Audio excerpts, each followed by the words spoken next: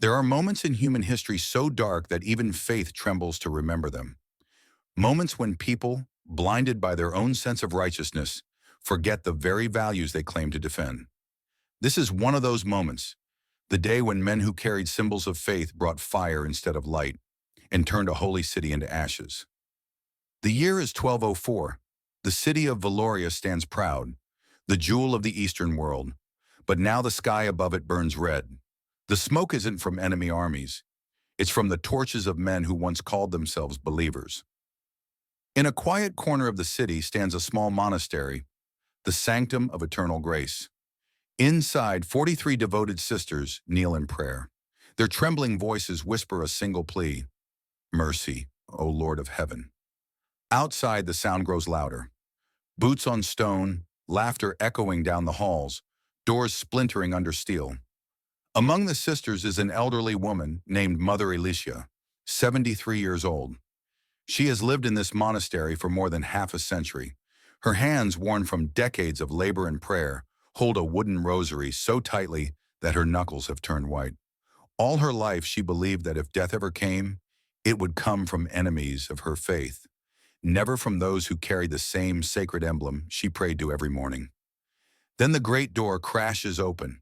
Drunken soldiers wearing crimson insignias storm inside, shouting in a language blurred by wine and rage. Mother Alicia rises to her feet and calls out, "We are servants of the divine. You wear his mark. How can you do this in his name?" A soldier's fist strikes her face. She falls to the ground, silver hair darkened by blood. That single blow marks the beginning of a tragedy that faith itself could not erase. It had started 6 years earlier. A powerful leader, High Priest Lucian III, young and ambitious, had called for a sacred campaign, a great expedition meant to reclaim the Holy Lands from unbelievers. But this time, he promised a clever plan. Not endless marches through desert, but a swift strike by sea. Thousands answered his call. Noble knights, merchants seeking both salvation and fortune, farmers dreaming of glory. They gathered in Varennes, a wealthy coastal republic famous for its ships. But when it came time to sail, the army discovered a disaster. They couldn't pay for the fleet they had ordered. The ruler of Varennes, Lord Dandrel, 90 years old and nearly blind, sensed opportunity. "You owe us 85,000 silver marks," he said calmly. "I'll forgive the debt if you do one small favor for Varennes. Attack the city of Zariel. Our rebel port Zariel wasn't an enemy of their faith. It was a city of their own people. The priesthood had forbidden such an attack, warning that shedding a brother's blood would curse their souls forever. But the soldiers were broke, stranded, and restless. So they obeyed. In the winter of 1202, they attacked Zariel, burning the homes of their own kin, looting sanctuaries they once called sacred. The priesthood condemned them, but the Crusaders of Lucian III no longer listened. Then came another bargain, this one darker than the first. A desperate prince named Alexen approached them. "Help me reclaim my father's throne in Valoria," he said. "I'll pay your debts, feed your men, and unite our faiths under one banner." It sounded divine, but it was a trap. In 1203, the army sailed east to Valoria, the wealthiest, most beautiful city in the known world. Its marble towers glowed in the sunlight, its monasteries filled with sacred texts, relics, and the songs of monks and sisters who believed that holiness would protect them. Through promises and threats, the invaders placed Alexin on the throne. But he failed to deliver his gold, his food, his grand unity. By early 1204, the people revolted, overthrew him, and the soldiers of faith, hungry, humiliated, and furious, stood outside the golden walls with vengeance On April 9th, burning in their their leaders hearts. Gathered in council. No record tells exactly what they decided, but history remembers the outcome. 4 days later, on April 13th, they attacked Valoria, the greatest city of their own faith. Massive ships with siege towers rolled against the seawalls. Defenders fought bravely, but were exhausted and leaderless. By midday, the walls fell. The ruler fled with what treasure remained. The city stood open, helpless before the very army sworn to protect it. Then came chaos. Discipline vanished. For 3 days, Valoria drowned in smoke, steel. The only sounds were metal striking stone and the cries of those who once called this the City of Light. The soldiers who carried the crimson insignia now ruled the ruins. They led horses into sanctuaries, broke open chests of relics, and laughed as they drank from sacred cups. What began as a mission of faith had become a hunt for gold. But the darkest chapter unfolded behind the stone walls of the sanctum of eternal grace. Inside, Mother Alicia struggled to rise. Blood streaked her face.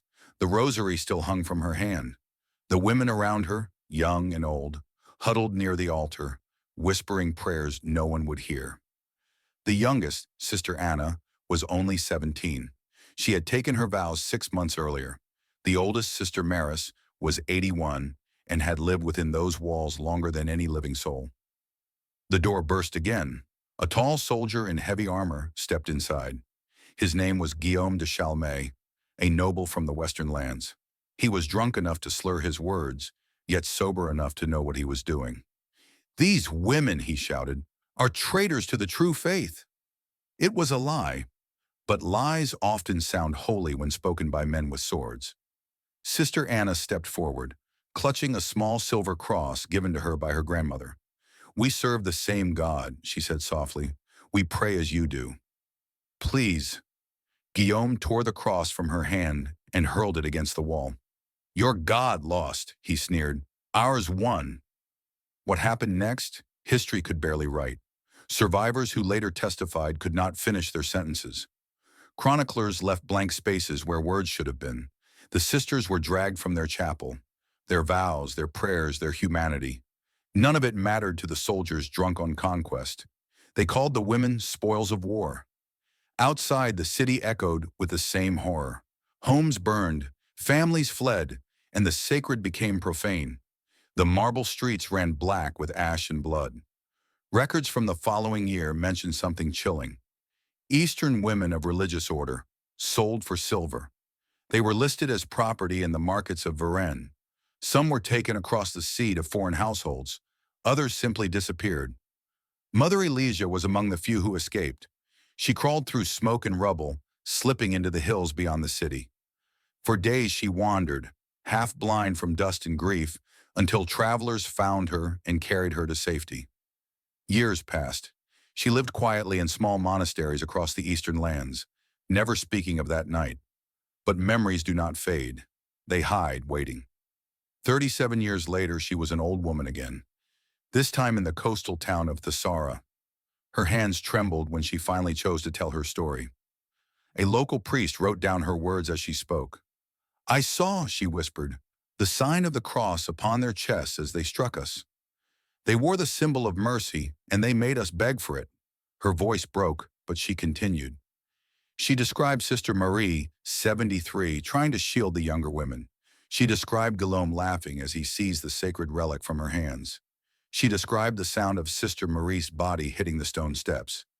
43 of us were taken," she said. "I was the one who lived." When the people of Valoria finally rebuilt their city decades later, they found the ruins of the sanctum. On the stone floor, carved by hand or by fragments of pottery, were 43 small crosses, one for each sister, and beneath them a faint inscription, "Father, forgive them." But everyone knew. They had known exactly what they were doing. Guillaume de Chalmay knew. The soldiers who followed him knew. The merchants who later sold the captured women knew. They all told themselves it was destiny, that the divine had willed it. And so faith became the excuse for cruelty. The emblem meant to represent sacrifice had turned into a weapon of power. For Mother Elysia, it would forever mark the moment when belief itself bled. Years turned into decades. The once great city of Valoria never recovered from the fire. Its towers stood blackened, its temples empty. People rebuilt what they could, but the memory of betrayal stayed like smoke that never left the air. Far away in the quiet monastery of Thessara, Mother Elysia lay on her bed, frail and pale, her body older than most people live to see. Her eyes, however, still carried a spark, not of anger, but of purpose. A priest sat beside her, pen in hand, ready to record her final words. She spoke softly. "I have seen what faith can do when it forgets compassion. Do not let the world bury what we lived through. Write it down so no one may call it just another war. Her words became known as the testimony of Alicia, a story so painful that monks later hid it away, fearing what others might do if they read it. When word of the destruction reached the Holy Capital, the high priest Lucian III, who had once blessed the campaign, was devastated. When he learned that his followers had burned a city of their own faith and turned sanctuaries into prisons, he could hardly believe it.